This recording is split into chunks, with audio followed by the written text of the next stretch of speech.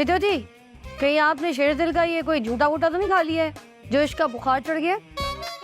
कुछ नहीं मैडम जी, ये तो एनजी बोल रहे हैं। चलो, मैंने जो कहा है दोनों उस पर गौर करना, वरना 1 मिनट लगाऊंगा ट्रांसफर करने में। मैडम, एसएचओ साहब तो बाहर गए हैं मैडम माही के साथ। पूछा कब गए? ओ जी, होता है सुबह ही चले गए सी। अच्छा ठीक है, थारी जैसी अदालत से है मेरे कमरे में भेज। जी मैडम। और शेरदिल साहब, आ की सी आप तो तुसी बदनाम हैगो, मैनू भी हुणे बदनाम कर देना सी। नाम ना होंगे तो नाम ना होगा।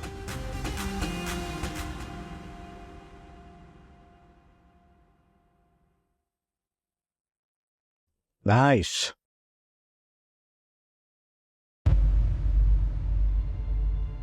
लाइट का क्या होगा? नीचे आ रही, यहां पर क्यों नहीं आ रही भाई?